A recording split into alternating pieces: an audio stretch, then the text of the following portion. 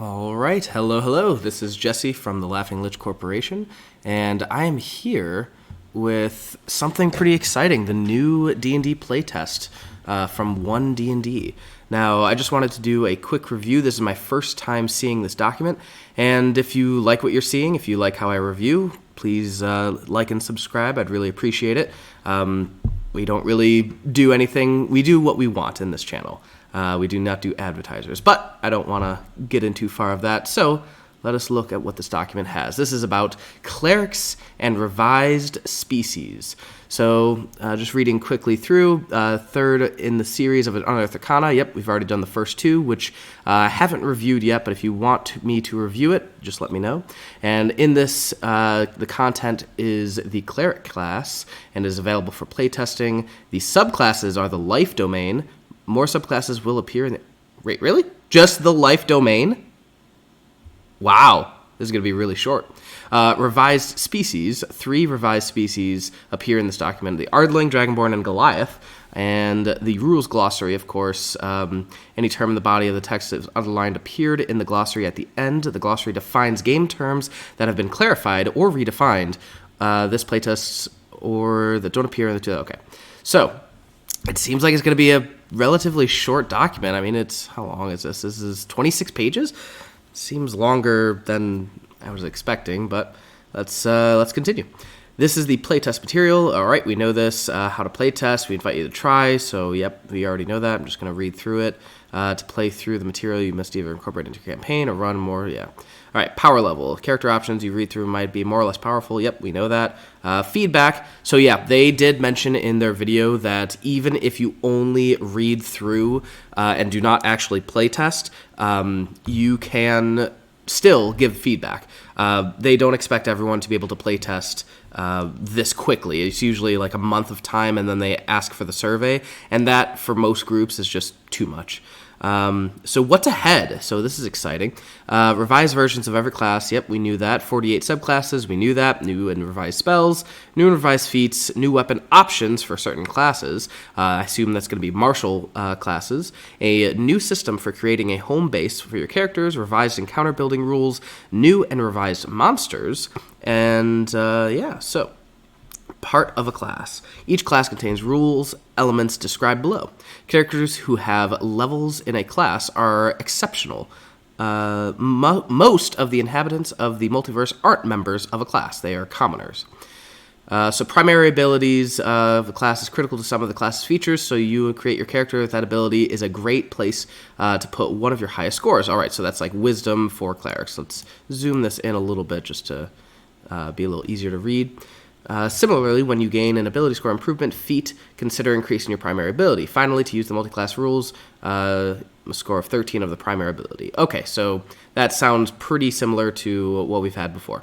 So we've seen the class groups before. They're Bard, Ranger, Rogue for the experts, the Sorcerer, Warlock, Wizard for the mages, the priests are the Cleric, Druid, and Paladin, and the Warrior is the Barbarian, Fighter, and Monk. So again, this seems like things that we've seen before, so I'm just going to quickly skim through all this.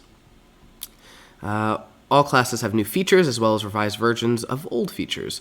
When a class offers a decision, a suggested choice is usually presented, especially at lower levels. This makes it easier to create characters quickly. Each class's old 20th level feature has moved to 18th level, opening to 20th level epic boons. All right, let's jump into the cleric. So we know that their primary ability is wisdom, and this is just the flavor text. I'm not going to read it. Just want to get to the goodies. Channel Divinity at first level. Was that always like that? I feel like it was second or third, but that looks pretty nice.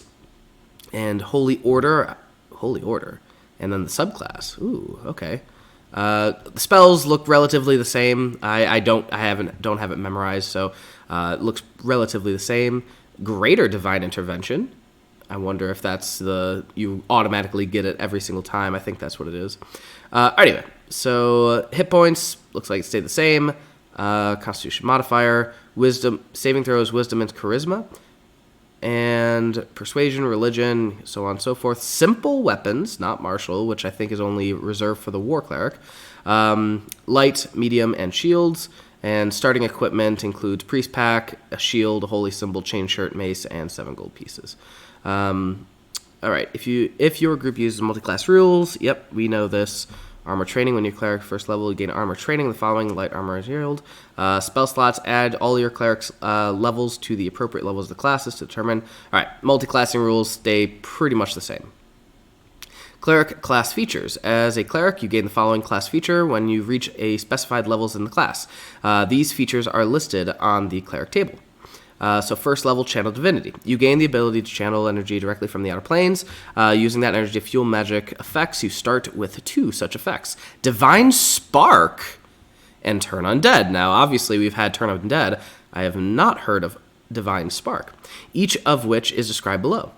Each time you use Channel Divinity, you choose which effect to create, and you gain additional effect options at higher levels in your class. Cool. That's so okay. So you're gonna be able to pick and choose as you gain levels. You can use your Channel Divinity a number of times equal to your proficiency bonus. Okay, that's pretty much the same. You regain all expended uses and you finish a long rest. Some Channel Divinity effects require saving throws. When you use such an effect from this class, the DC equals the spell save. Okay, that's pretty similar. So Divine Spark, what is this? As a magic action? That's new. You point your holy symbol at another creature you can see within 30 feet of you and focus divine energy at them. Roll a number of d8s equal to your proficiency bonus and add the rolls together. You either restore hit points to the creature equal to the total or force the creature to make a con save.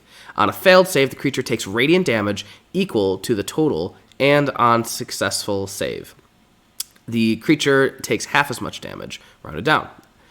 Cool. A magic action. What the hell is that? That is cool. All right, so it's obviously going to be different. Are we going to get like a bonus action, an attack action, or like a non-magic action and a magic action? Why would they change them? Why would they separate them? Unless like Eldritch Knight would get like 1 action and 1 magic action.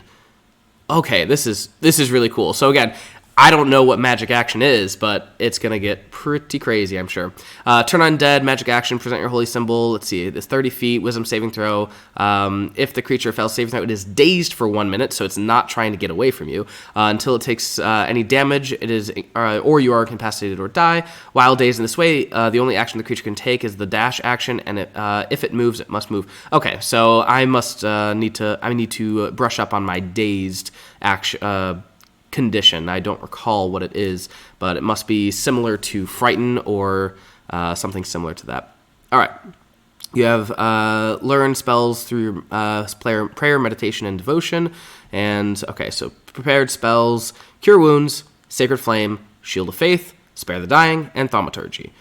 You can prepare 3 0-level spells, also known as cantrips, and 2 first-level spells of your choice. Any spell you prepare is from the Divine Spell list, so they have access to the entire Divine Spell list when it comes out. Whenever you finish a long rest, you pray or meditate and replace any spell you have prepared. All right, you can switch out your spells just like normal. At higher levels, you can prepare more spells. Again, looks all the same. Consult the prepared cleric spells and spell slots. The cleric table shows how many spell slots you have at each level to cast your cleric spells. All right, so it's all the same. Spellcasting ability. Wisdom is your spell casting ability. You can use a holy symbol. All right. Holy Order. This is new. You dedicate yourself to one of the following sacred orders or sacred roles, either on your own or as part of a religious order. Choose one of the following options. Protector. Trained for battle. You gain martial weapon proficiency and heavy armor training. Okay. Scholar. Studying and teaching about lore of the gods and the multiverse, you gain proficiency in 2 of the following skills of your choice. Arcana, history, nature, persuasion, and religion. Whenever you make an ability check using your skill, gain a bonus to the check equal to your wisdom modifier. All right, so wait a minute, what? Whenever you make an ability check using either skill, you gain a bonus to the check equal to your wisdom modifier. You gain proficiency of 2 of the following. So you gain proficiency And Arcana is intelligence, charisma, and religion. Is intelligence, I think? And whenever you make an ability check using either skill, you gain a bonus to the check equal to your wisdom modifier. So even if it's not a wisdom-based skill, you add that to it? Okay. Interesting.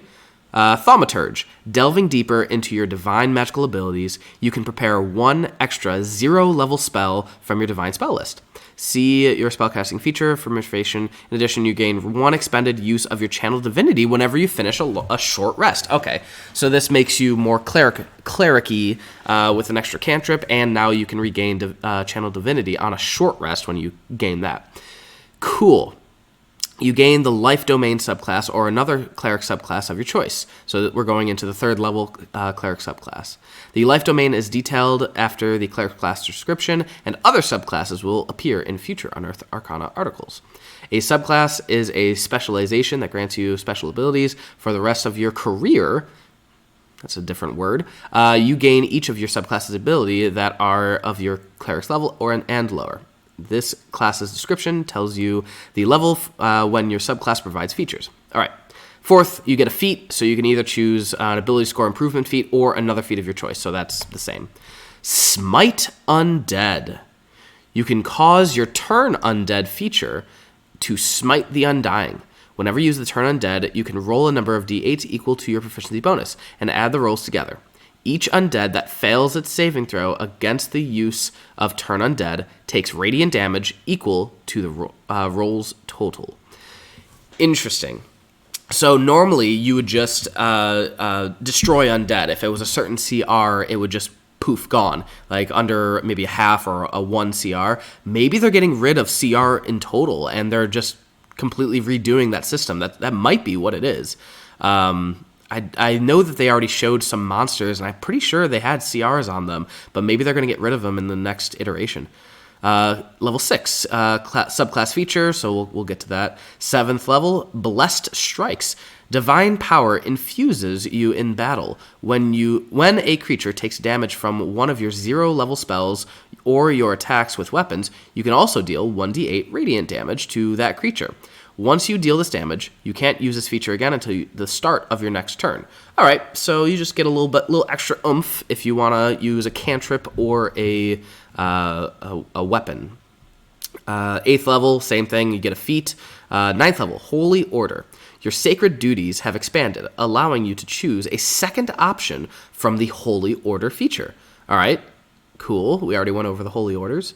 10th level is subclass feature. Excuse me. 11th level, Divine Intervention. You can call on your deity or pantheon to intervene on your behalf when your need is great. As an action, you describe the assistance you seek and roll a percentile dice. If you roll a number equal to or lower than your cleric level, the divine power intervenes and the DM chooses the nature of the intervention and the effect of the divine spell is appropriate. If the intervention occurs, you can't use this feature again for 2d6 days. 2d6 days. Normally I think it was a week. Otherwise, you can use it again after a long rest. So pretty much the same except for the duration of time. I believe it was just a 7-day duration for the original. Now, on the stream for Laughing Lich Corporation, we actually just had our cleric, Kurtz, who used Divine Intervention. He's level, I think, 14 or 15. 14. And he rolled a 13. And he got his Divine Intervention, which never happens. And it was such a clutch moment. But anyway, moving on. 12th level, feat. So same thing. 14th level, subclass. 16th level, feat. 18th level, greater divine intervention. When you use your divine intervention feature, it succeeds automatically. No roll required. And you can use it again after 2d4 days. All right. 9th level, feat. And 20th level, epic boon. So nothing has changed there. Prepared cleric spells. This section provides recommended spells that you prepare at each cleric level. Look for your cleric level, and you prepare the spells for that level and all the cleric levels. Whenever you finish a long rest... so look for your cleric level, and you prepare the spells for that level, and all lower cleric levels? What? Wording on that. Where's recommendation? Okay, so these are just recommendations for what you should take at every level. You don't have to choose this. Now I want to go back up to the chart and see how many spells you get. Maybe it is different. Prepared spells per spell level. Okay, so you get 2 of those spells, 3 of those spells, 4 and 2. All right, cool. Going back down and just looking at all these. Let's see if there's any spells that are different. They all sound the same. Why are these underlined? Whenever you finish a long rest, you can change these spells as explained in this class's spell cast feature. So you could change out... so I guess you always have prepared Blessed, Guiding Bolt, Hold Person, Beacon of Hope, Spirit Guardians, etc. But you can change out Spirit Weapon, Guidance, Aid, Banishment, Death Resistance, and so on. And yeah, you all always have Mass Heal. Cool. It's weird that it goes downward. So 5th level spells, you get Raised Dead at no matter what at 18th level. Okay. Interesting. Cleric subclass is a specialization that grants you abilities at certain cleric levels as specified in the subclass. This section presents one subclass, the life domain. Each cleric subclass is named after a domain or existence that is favored by a god, a pantheon, or a religious order. When you choose a subclass, you decide why your cleric chose that domain. And just really quick, let's go right here. Cool. So, life domain. The life domain focuses on the vibrant, positive energy, one of the fundamental forces of the universe that sustains all life. The clerics who tap into this domain are masters of healing, using that force of life to cure many hurts. Many hurts? Interesting. Existence itself relies on the positive energy associated with this domain, so a cleric of any religious tradition might choose it. This domain is associated with agricultural deities, sun gods, gods of healing or endurance, and gods of home and community. Religious orders of healing also seek the power of this domain. So at 3rd level, you get domain spells. Your connection to this divine domain ensures you always have certain spells ready. You reach a cleric level specified in the life domain spells table. You thereafter always have the listed spells prepared. These spells don't count against the number of spells you can prepare, and they follow the rules of the class's spellcasting features. All right, so you get Lesser Restoration, Prayer of Healing, Mass Healing Word, Revivify, Aura of Life, Death Ward, Greater Restoration, and Mass Cure Wounds. All right, that sounds pretty...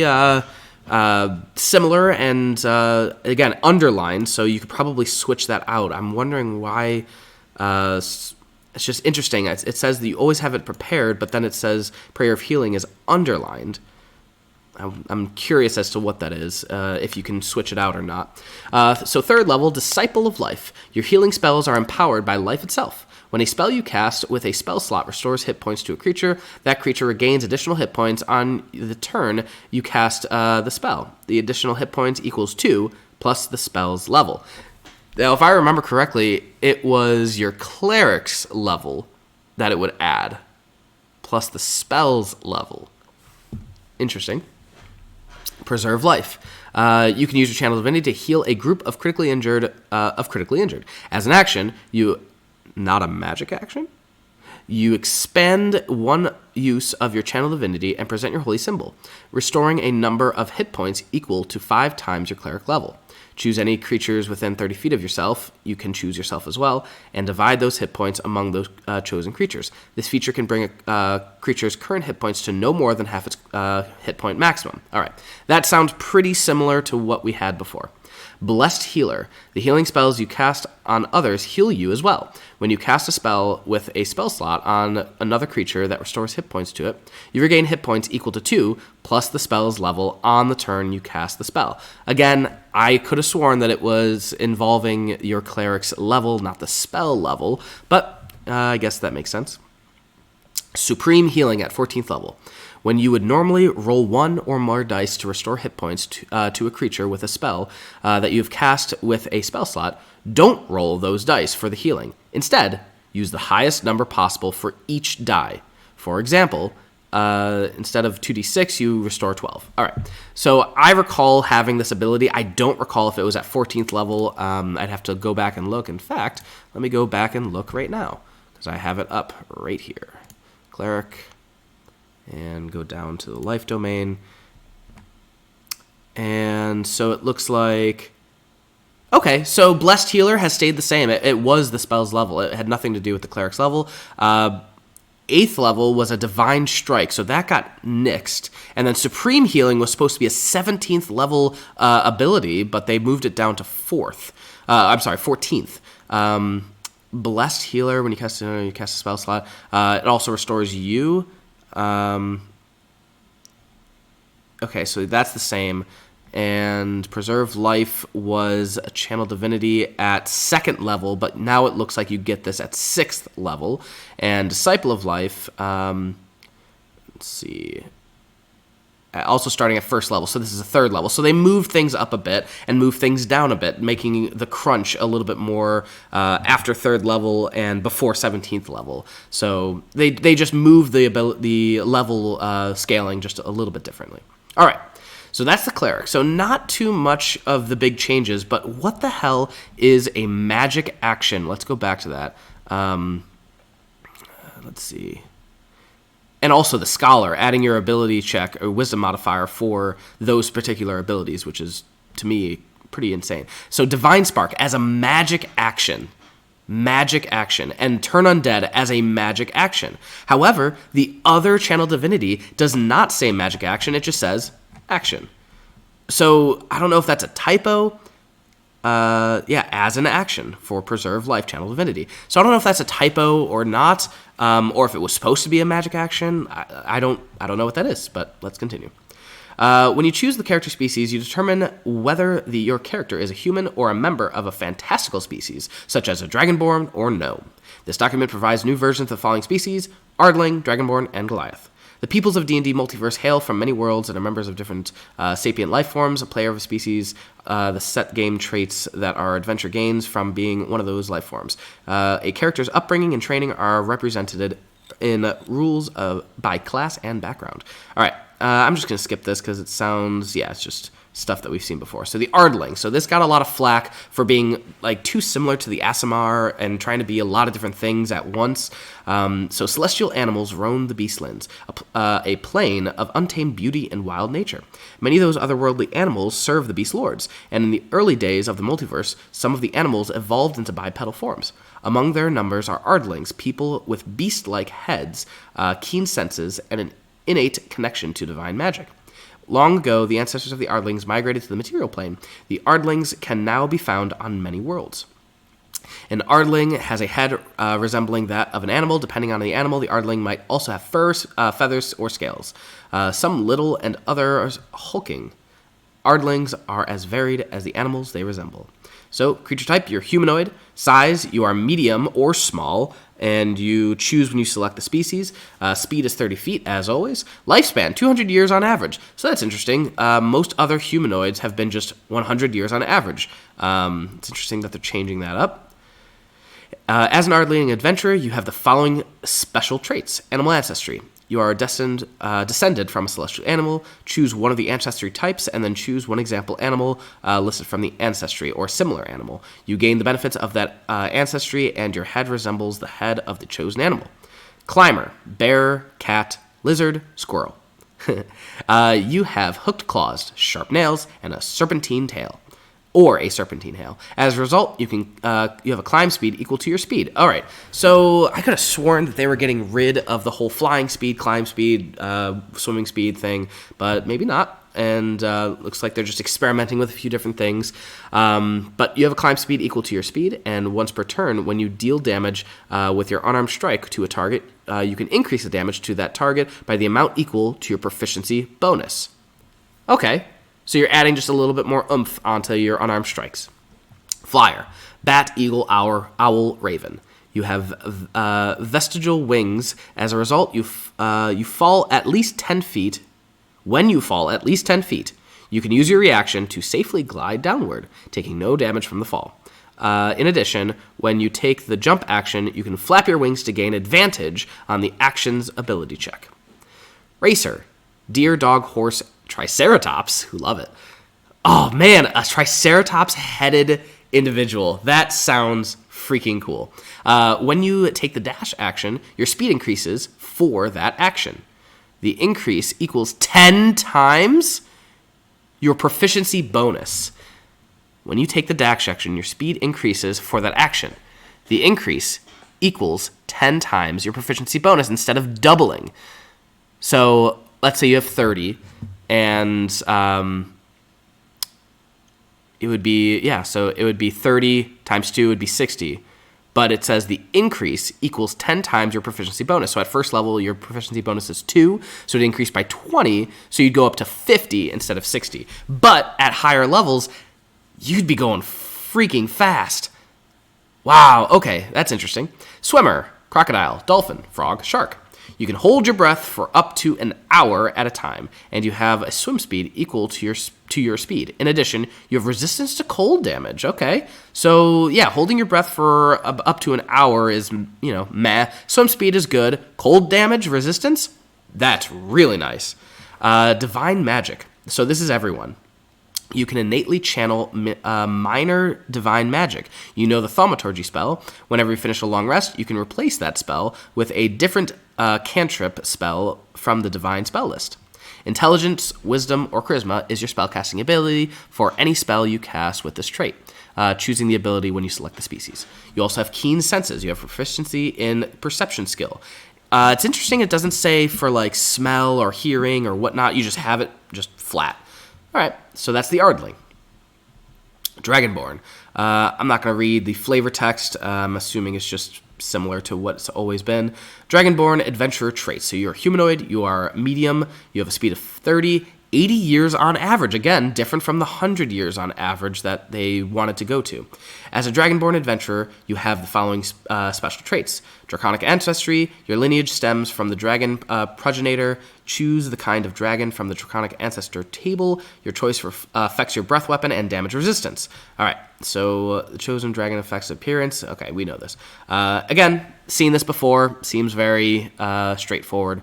Breath weapon. So this was the one that people were really clamoring about that they changed. So when you take the attack action on your turn, again, attack action versus magic action versus action.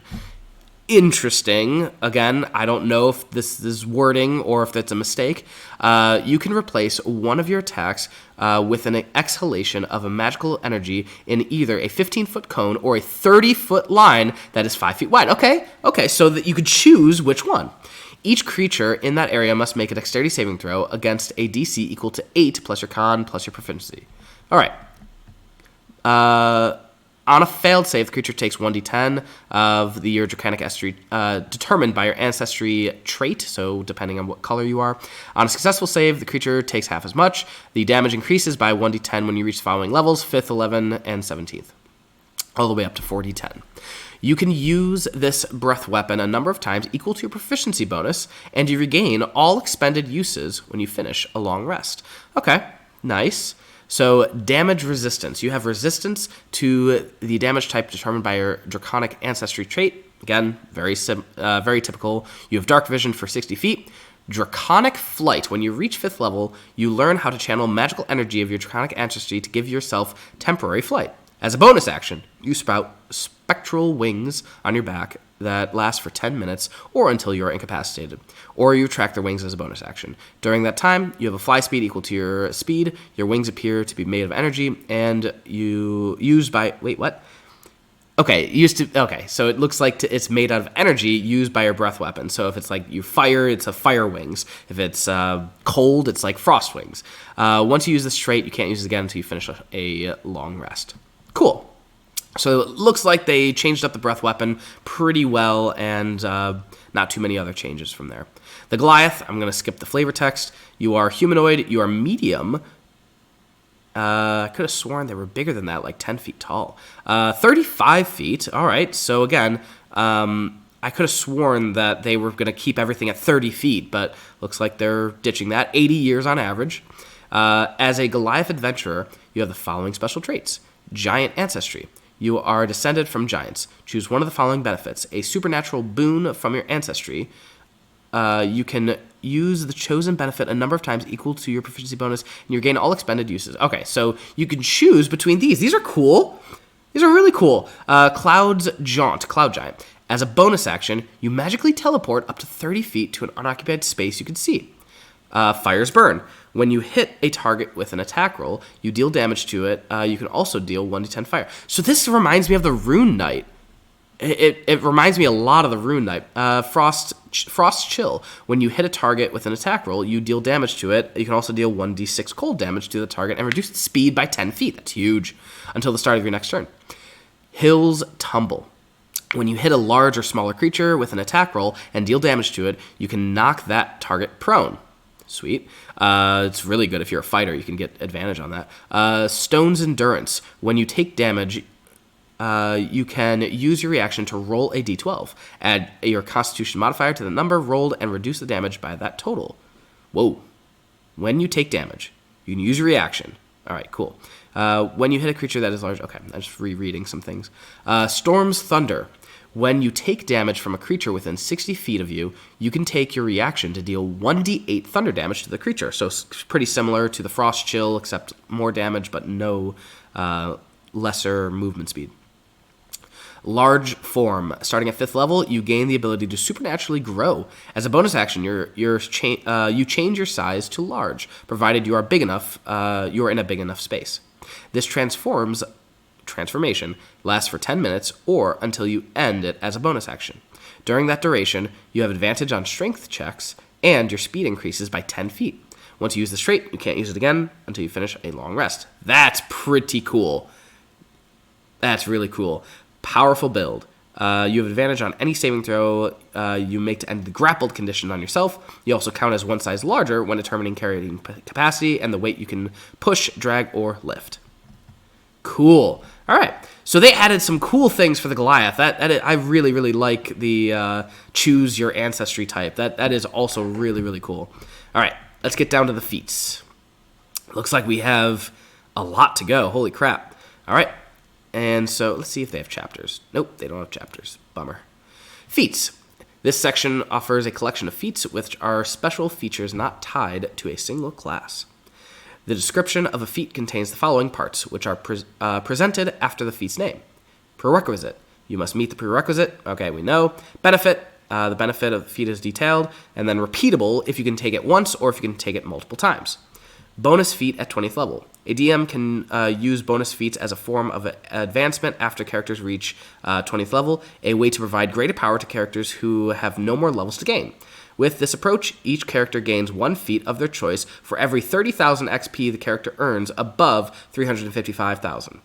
Epic boon feats are especially appropriate for these bonus feats, but a player can choose any feat for which their 20th level character qualifies. Cool. So, like, giving feats out as, like, your higher levels after 21, I guess. That's an interesting take. All right. Feat descriptions. Here are the descriptions of the feats available to characters using this playtest article. Playtest characters can also use the feats previous installments of Unearthed Arcana, character origins, and experts, and they're in alphabetical order. So, ability score improvement. You must be 4th level or higher. Increase ability score of your choice by 2. You can increase 2 ability scores of your choice by 1. You can't increase more than 20, and you can take it more than once. We've seen this before. We've heard of it. We know what it is. Epic Boon of Fate. A mage or priest group. When another creature that you can see within 60 feet of you makes a d20 test, you can roll a d10 and apply the number rolled as a bonus or a penalty to the d20 roll.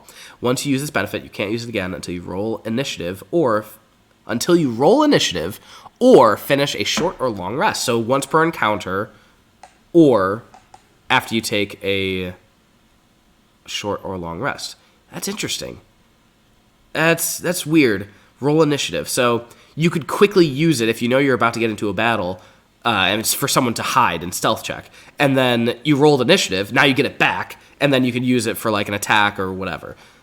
Okay, interesting. Epic Boon of Spell Recall, the 20th level mage or priest. You can cast any spell you have prepared without expending a spell slot, provided the spell is 5th or lower. Once you do so, you can't use this benefit again until you finish a long rest. Epic Boon of True Sight. You have True Sight out to a range of 60 feet. And this is for only priests, not for mages. Rules Glossary. Okay, that was quick. Feats. This glossary includes game terms that have new or revised meanings in the playtext document, as well as terms such as creature type that aren't defined in the 2014 Player Handbook. The terms are organized alphabetically. If a term doesn't appear here, use its definition in 2014 Player's Handbook, and when playtesting this document, do not use the rules glossary of any other Unearthed Arcana article. Okay, so we're probably going to see a lot of repeats in this, and then on top of what else has changed.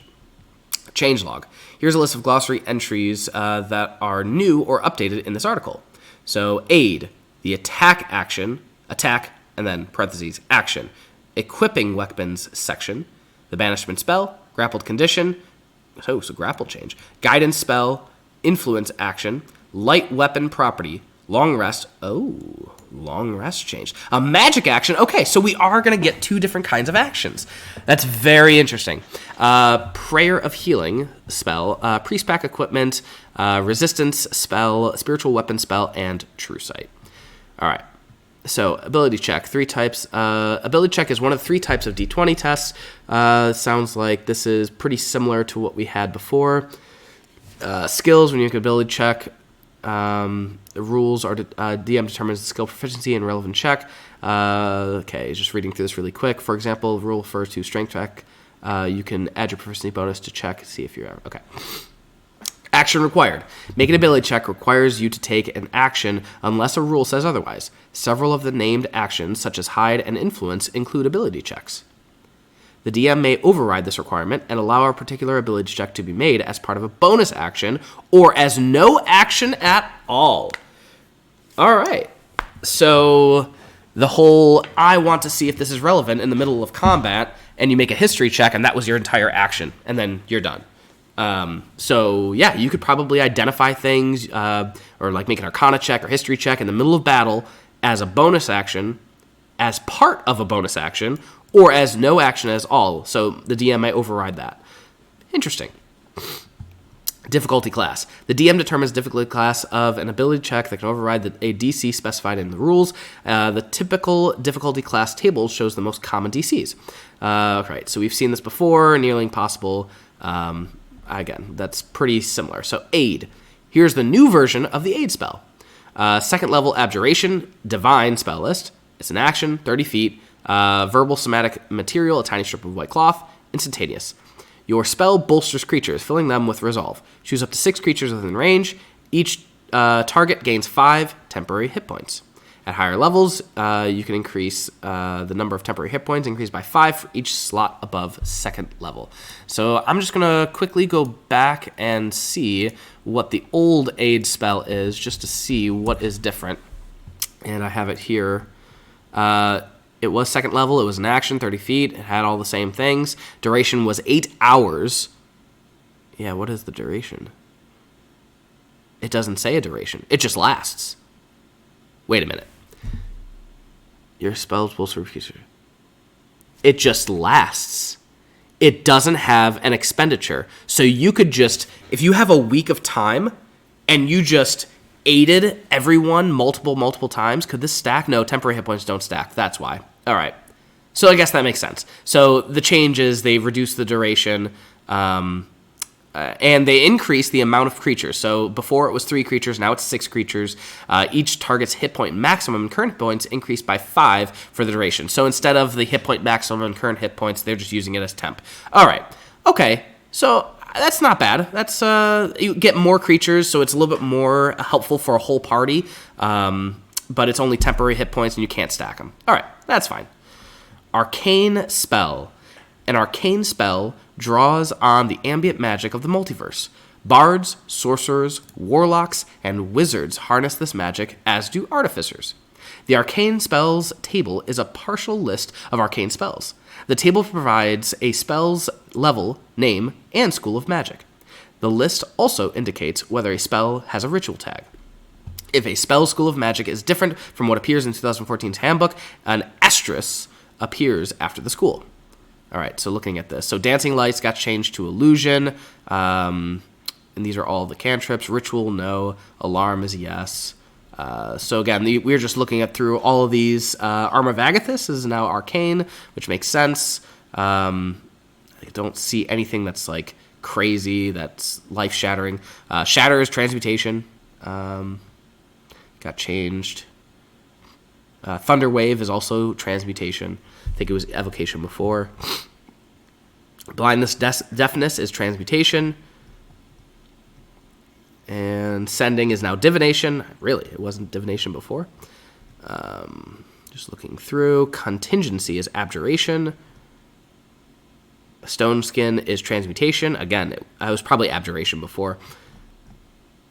And looking through. I'm seeing a lot of no's for rituals. Hold on. Did we lose a lot of rituals? Unless the arcane spell list might not have just a lot of rituals. Yeah.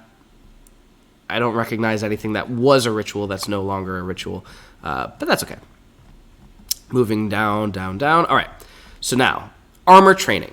Armor training is a new name for armor proficiency. Any existing rule that involves armor proficiency now applies to armor training. If you wear light, medium, or heavy armor and lack armor training with that type of armor, you have disadvantage on any d20 test you make that involves strength or dexterity. You also cannot cast spells.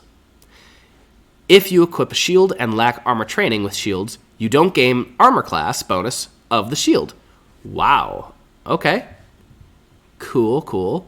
Artisan's tools. So we got tool proficiency. Artisan tools are categories of tools with which a character can gain tool proficiency. For a list of artisan tools, see the player's handbook. But ignore the price there. Those tools now cost 15 gold pieces a piece. Okay. The attack action. When you take the attack action, you can make one attack with a weapon or unarmed strike. All right? Also, equipping weapons. You can equip or unequip one weapon before or after each attack you make as part of this action, even if the attack is with an unarmed strike. Moving between attacks. If you move on your turn, you can use some or all of that movement to move between the attacks of this action. If you have a feature such as extra attack that gives you more than one attack as part of your attack action. Okay, so that's pretty similar. And the equipping weapons sounds also pretty similar. You can unequip or equip pretty readily. I always said it was once per turn, but it sounds like, this is also pretty similar. Attack roll. The attack roll is one of three types of d20 tests. The Unearthed Arcana, uses the rules that attack. It's the same as always. Now, banishment. Here is the new version of banishment. So we have a 4th level, abjuration, arcane, divine. It is an action, 30 feet. Components is verbal, somatic, and material. Concentration for up to a minute. And I'm just going to quickly bring up what banishment used to be and go from there. You attempt to send one creature that you can see within range to another plane of existence. The target must see charisma saving throw or be transported to a harmless demiplane for the duration. The target can willingly fail the save. While in the demiplane, you are incapacitated at the end of each of its turns. The target can repeat the save. Ending the spell on itself on a success. When the spell ends on the target, it reappears in the space it left or in the nearest unoccupied space if the space is occupied. If the spell lasts for 1 minute and the target is aberration, a celestial, an elemental, a fae, or a fiend, the target does not return. It is instead transported to a random location on a plane associated with that creature. All right. So it is a little bit different. Let's see. So the original was a range of 60 feet, not 30. So they changed that to back down to 30. Charisma saving throw is the same. You banish it. Target remains there, and they do not make a save at the end of each of their turns. So they changed that. So they're nerfing it just a lot, actually, with the 30 feet of movement, and by allowing them to remake the save for 1 minute. That's 10 saves that they could potentially return. If the target is native to the plane, so again, they're taking away that language of native to the plane, and they're just saying if they are said creature, they are gone, if they can make it. So that's interesting. If you are a character and you're playing something along the lines of, I guess a tiefling is not a fiend, so never mind. But yeah, that's really interesting. So they can't send you. So if you're in the 9 hells and you get banished, you get sent back to the material plane. But because you are not those particular species, not species. What am I saying? You are not an aberration, celestial, elemental, fae, or fiend. you will come back no matter what. Even though your native plane is the material plane, if you're in the 9 hells and you get banished, you're still coming back. So, okay, interesting. When you cast a spell using 5th level or higher, you can target 1 additional creature. So that is the exact same as before. So gave it a little nerf and a little bit change of wording for not native plane. All right, Barkskin. Oh, excuse me. So Barkskin, 2nd level transmutation. And let me just load up the other one. It's a touch spell. Oh, it's a touch spell. And you touch a willing creature and protect it with regenerating bark. Until the spell ends, the target skin assumes a bark-like appearance, and at the start of each turn, its target gains a number of temporary hit points equal to your spell casting ability modifier plus your proficiency. Interesting. So normally it would just be an AC bump to 16. Now it is changing to temporary hit points. Cool. And when you cast it at higher levels, so before you didn't have higher levels, you can do 1 additional target. Cool. I like it. It's still a concentration for an hour, so that's the same. Okay, so yeah, if you have a paladin or a cleric or a fighter who has plate armor, the original Barkskin wasn't going to do crap. You would never cast this on them and at higher levels, even like good druids with like a +3 armor or +2 armor and a shield, like 16 AC, like you'll be past that. So that would be a useless spell after that. But this makes it significantly more important. So blind sight, if you have blind sight, you can effectively see within a specific range without relying on physical sight. Within that range, you can effectively see anything that isn't behind total cover, even if you're blinded or in darkness. Moreover, you can effectively see a hidden or invisible creature that is within range. So before it said, I remember reading this recently, you could see a hidden or invisible creature as long as it is not behind total cover. This completely removes the total cover, which makes sense. I mean, if you have blind sight, you'd be able to see behind like a boulder or something. So that makes sense. Climb speed. A climb speed can be used to move on a vertical surface without expending extra movement, normally associated with climbing. A climb speed can also be used in any situation in which your speed is usable. Some creatures have a spider climb trait, which allows their climb speed to work even on the underside of horizontal surfaces. All right. So, creature type. All creatures in D&D, including every player character, has a special tag in the rules that identifies the type of creature they are. Most player characters are the humanoid type. Here's a list of the game's creature types in alphabetical order. Aberration, Beast, Celestial, Construct, Dragon, Elemental, Fey, Fiend, Giant, Humanoid, Monstrosity, Ooze, Plant, and Undead. All right. I don't think everything looks the exact same, but let me just double check. Aberration, Beast, Celestial, Construct, Dragon, Elemental, Fey, Fiend, Giant, Humanoid, Monstrosity, Ooze, Plant. Yep, they got the plant. All right. And Undead. So it's all the same. These types don't have rules themselves, but some rules in the game affect creatures of certain types in different ways. For example, the description of Cure Wound spell specifies that healing doesn't work on constructs. All right, we kind of knew that. D20 test. The term D20 test encompasses 3 main rolls: ability checks, attack rolls, and save throws. If something in the game affects D20 test, it affects all 3 of these rolls. Whenever a player makes... Okay, we've seen this before. Dash action. We've seen this. So dazed. I just want to reread this. I know it was before in the other article, but just wanted to reread it. While dazed, you experience the following effect. Limited activity. You can move or take 1 action on your turn, not both. You also can't take bonus actions or reaction. Okay, cool. If a space is difficult terrain, so we're going on to difficult terrain, every foot of movement in that space costs 1 extra foot. For example, moving 5 feet through difficult terrain costs 10 feet of movement. Difficult terrain isn't cumulative. Either a space is difficult terrain or it is not. A space is difficult terrain for a creature if the space contains any of the following: the creature that isn't tiny, furniture that is small or larger, heavy snow, heavy undergrowth, ice, liquid that's between shin and waist deep, any deeper and you need to swim, narrow opening that is sized for a creature 1 size smaller, pit or another gap 2 to 5 feet, rubble, slope of 20 degrees or more. DM may determine of other things that count as difficult terrain, but based on these examples here. All right. So again, I've seen that before. So the divine spells. Divine spell, draw on the power of the gods and outer planes. Clerics and paladins harness this energy. And I'm just going to go back here. Divine spells. The divine spell table is a partial list of divine spells. The table provides a spell's name, school of magic. The list also indicates whether a spell has a ritual tag. And again, it has an asterisk. Okay, so just looking at these, Cure Wounds is now Abjuration. Healing Word is Abjuration. I believe it was Necromancy before. And Blindness and Deafness is Transmutation. Okay, we've seen that before. Wait, we saw Blindness and Deafness, I believe, on the other spell list too. Blindness and Deafness. Let's scroll back up. So, where is it? Blindness and Deafness. Okay, so they're overlapping these spells. Okay, so they can overlap these spells into different spell lists. So Blindness and Deafness is also on the Divine and the Mage. Exhausted Condition. So we saw their changes. I really love the changes. Let's see if they kept it.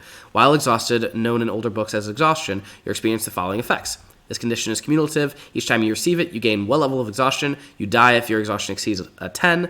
D20 rolls affected. When you make a D20 test, you subtract your exhaustion level from the D20. Spells spell save DCs. Oh. Subtract your exhaustion level from the spell save DC of any spell you cast. Wow. Okay, so that's pretty intense. I don't know if I like that. You have to keep track. So if you have, let's say, 9 levels of exhaustion and your spell DC is only 13, your spell DC is now 4. Subtract your exhaustion level from the spell save DC of any spell you cast. I don't know if I like that. That's a lot. Oh, and that's also a lot to keep track of as a DM and a player. Wow, okay. Ending the condition when you finish a long rest removes 1 level of exhaustion. When your exhaustion reaches 0, you are no longer exhausted. Okay, cool. Expertise is a special feature that enhances your use of a particular skill proficiency. If you gain expertise, you gain it in one skill in which you have proficiency. You can never have expertise in the same skill proficiency more than once. When you make an ability check with a skill proficiency you have expertise in, your bonus is doubled. Okay, we know that. Fly speed. A fly speed can be used to move through the air. While you have a fly speed, you can stay aloft until you land, fly, fall, or die. While flying, you fall. While flying, you fall if you are incapacitated or restrained, not grappled. If you have the hover trait, you can stay aloft even while incapacitated. Okay, so this is like your beholders and other things like that. Gaming set. Right, so this is pretty much the same, except it now costs 1 gold piece a piece. Grappled. So I remember the grappled got changed in one of the articles. Your speed is 0. You have disadvantage on attack rolls against any target other than the grappler. Yep, that's the same. The grappler can drag and carry you when it moves, but the grappler suffers the slowed condition. That's the same. While grappled, strength, dexterity saving throw. Okay, and the condition ends with grappler. Okay, it's all pretty much the same. Guidance. So this one had a lot of stuff going on with it. They didn't want you to spam it anymore, but I also don't want to have to keep track of who gets guidance. So let's read this.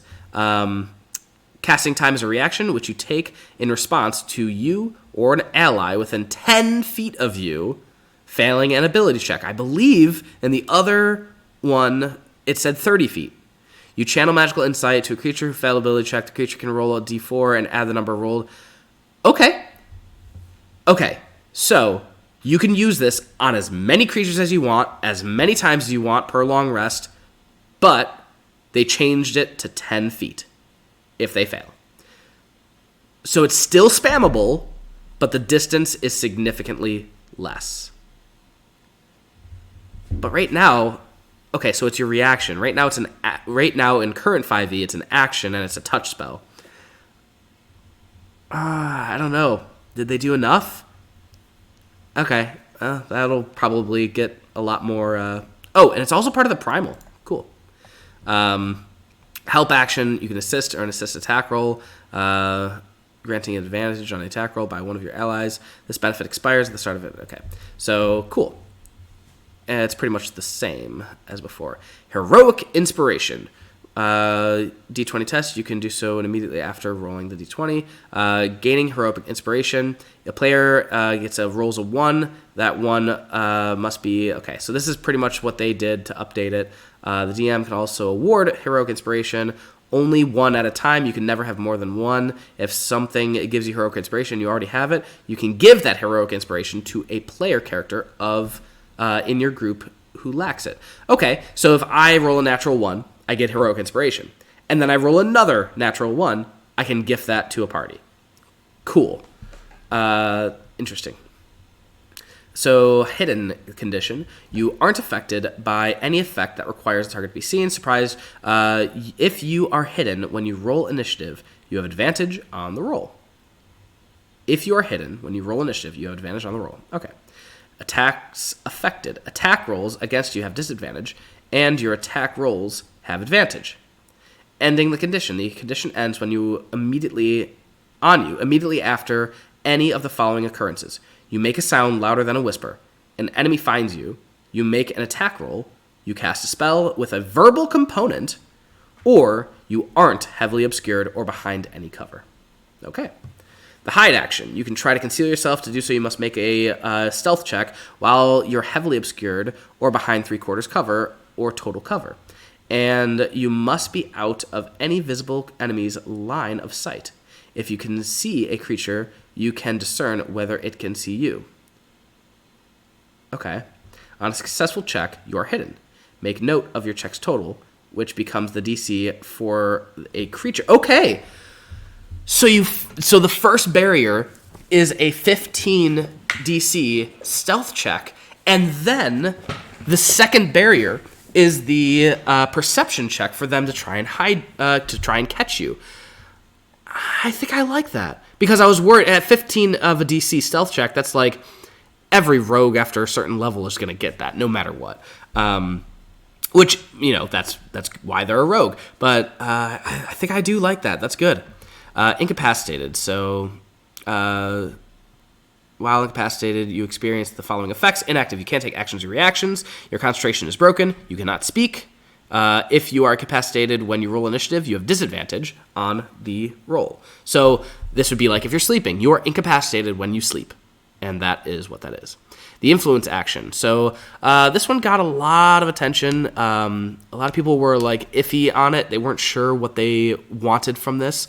But let's dive into it. With the influence action, you can try to influence another creature to do one thing or course of action that you request or demand. This action can be used only on creatures controlled by the DM and isn't mind control. You can't force a creature to do something that is counter to the creature's alignment or that is otherwise repugnant to the creature. This action has 3 main parts: attitude, interaction, and a charisma check. Attitude. A creature's attitude determines how creatures influence that creature. Each DM-controlled creature has one of the following attitudes toward the player.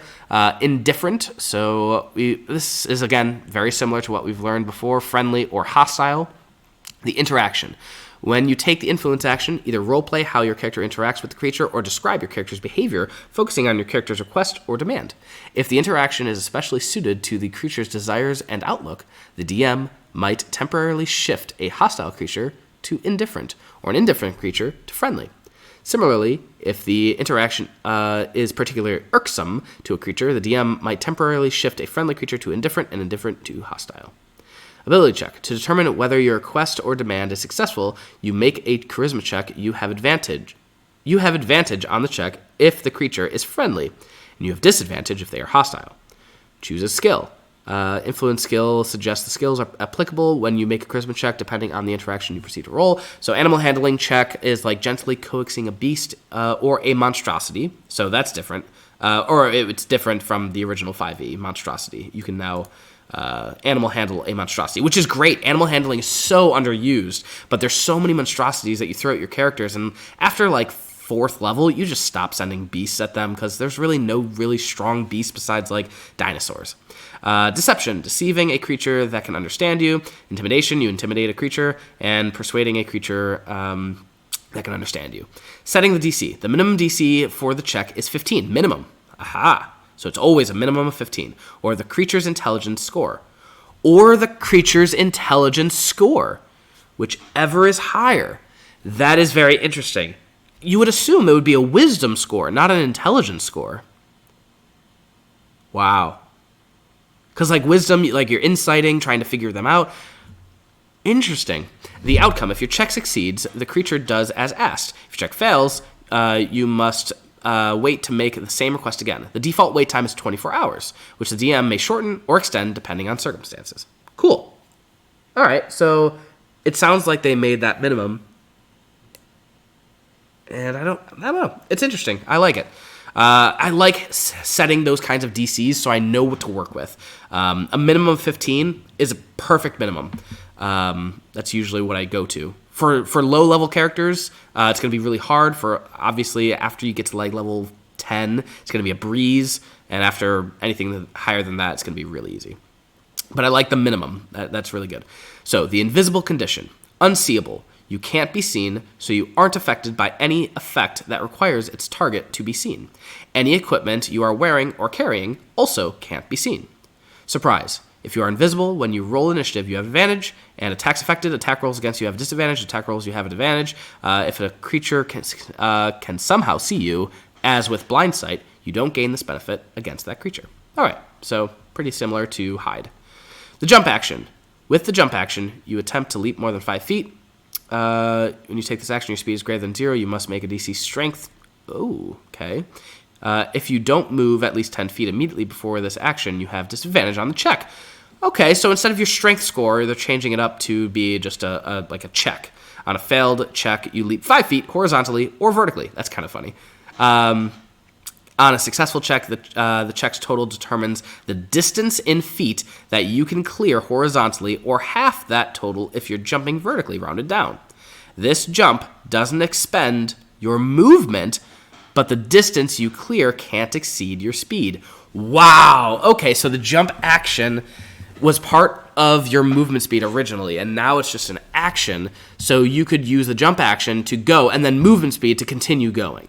I like it. Light weapon. So this is what they talked about in the video, so this is going to be different. When you take the attack action on your turn and attack with a light weapon in one hand and have a light weapon in the other hand, you can make one extra attack as part of the same action. That extra attack must be made with the light weapon in the other hand.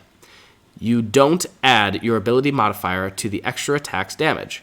You can make this extra attack only once on each of your turns. For example, if you take the attack action on your turn and you have a short sword in one hand and a dagger in the other, each of which has the light property, you can make one attack with each weapon, but you don't add your strength or dexterity modifiers to the damage roll of the second weapon. So, as a DM, I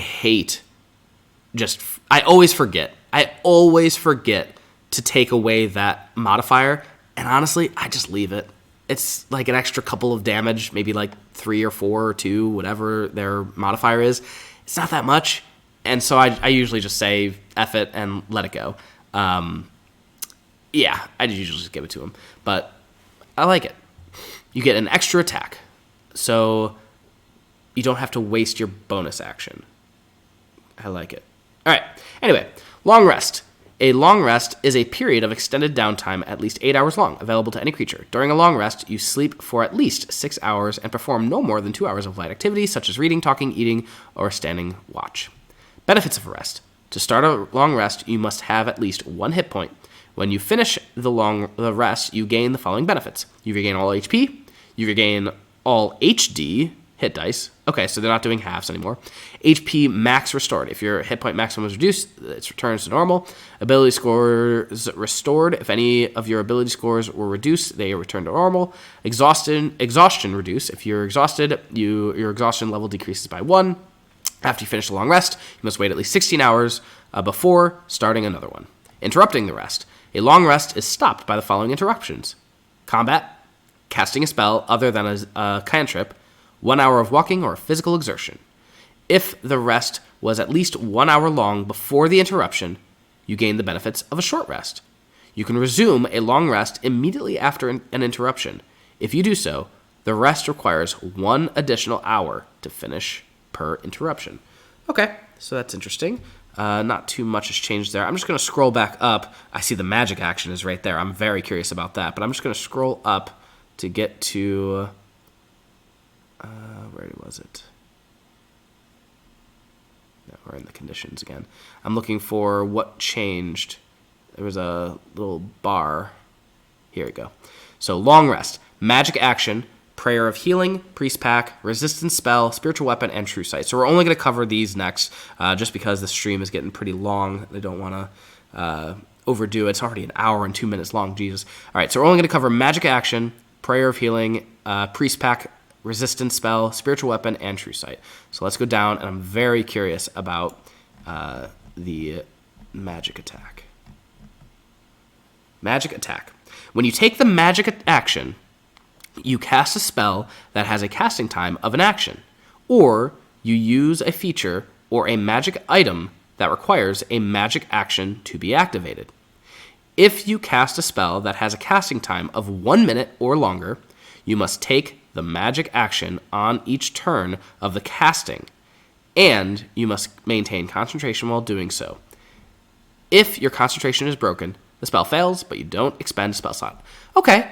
So I was expecting a little bit more, but I think it's just a wording issue. Just like I don't see how this is much different than a regular action. It's just condensing it into one thing, and your attack action is another. And I wonder if like a mage will have a magic action, and when you take a magic action, you can also do this. Something like that. And that might be what will happen is when you have, and same with a warrior, like when you take the attack action, you can do this. So a magic action versus a attack action. I really like it.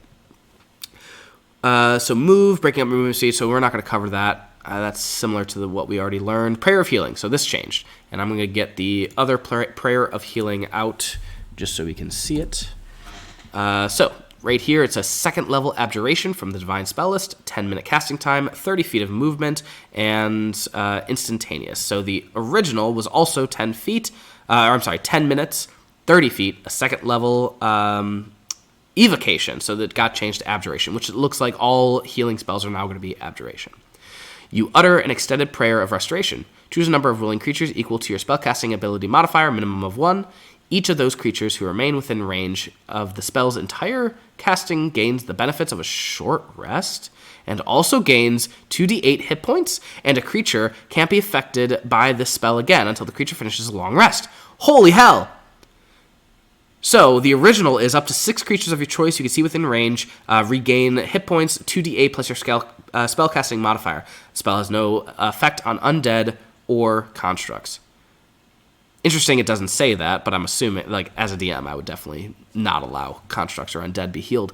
At higher levels, when you cast a spell, third level or higher increases by 1d8. So pretty similar to the original for that higher level thing. But holy crap, they gain the benefits of a short rest? That's freaking huge! But the casting time is 10 minutes. Okay, so you're not going to do this in the middle of combat. So you can take a quick short rest. A 10-minute short rest. That's really nice. And you get an extra 2d8. It's a 10-minute short rest. I love that. That is so cool. All right, moving on. Priest Pack. A Priest Pack costs 33 gold pieces, and it contains the following: a backpack, a blanket, a lamp, holy water, rations, 7 days, robe, and tinderbox. All right, not much there. I mean, seems pretty much the same. Primal spell list. I'm just going to scroll through these really fast, looking at a few things. Like Stone Skin is transmutation. Flaming Sphere is evocation. Mass Healing Word, again. They're changing all of the healing to abjuration. Makes sense. Resistance. So this is another spell, and we're going to see what is different about it. So it's a cantrip, as it was before. Casting time is a reaction now. I know how to spell resistance, I promise. And you take in response to you or an ally within 10 feet of you failing a saving throw. And so resistance originally was a concentration spell of 1 minute that also was a touch spell and it was an action, so this is now a reaction. And you channel magical protection to the creature who failed the saving throw. That creature can roll a d4 and add the number rolled to save and potentially turning it into a success. Okay, so it's like guidance, except instead of ability checks, it would be, or attack roll, it would be a saving throw. Resistance. Why would that be a resistance? Okay, so you're resisting it. Whereas the original, you touch one willing creature. Once before the spell ends, the target can roll a d4 and add it to a number rolled to one saving throw of its choice. It can roll the die before or after making the saving throw. Okay, so that's really cool because as a reaction, are you going to waste your reaction in the middle of battle to do that, or would you do? This would be more of like a trap. You set off a trap accidentally, and as a cleric, use your reaction to quickly give someone who failed a d4. I kind of like it. I really do like this because, again, you're probably not going to be using this often in combat. You're going to be using other things. So this is more of an outside of combat thing. And you have to be within 10 feet, and you can't concentrate. So you can't, touch someone, say, good luck, and then run 30 feet behind. No, you have to be within 10 feet. So you could potentially lose your saving throw and give the d4 to yourself or someone else, and if you both lose, you have to choose who's going to get the d4. That's really cool. I love it. Okay. What else have we? We need to look at spiritual weapon, I believe. So here's the new version of spiritual weapon. Let me type it in. So it is now second level evocation, and it was originally also a second level evocation. It is now a bonus action, which it was also a bonus action. Range of 60 feet, again, was always a range. It is now a concentration. Holy hell. Whew, man. I had a lot of debate with my players about how overpowered spiritual weapon is because you just cast it, and it's there for a minute. You don't have to concentrate it. Now it is a concentration spell. Oh, man. As a DM, thank God. You create a floating spectral force that resembles a weapon of your choice, and it lasts for the duration. The force appears within range in the space of your choice, and you can immediately make one melee spell attack against a creature within 5 feet of the force. On a hit, the target takes force damage equal to 1d8 plus your spellcasting modifier.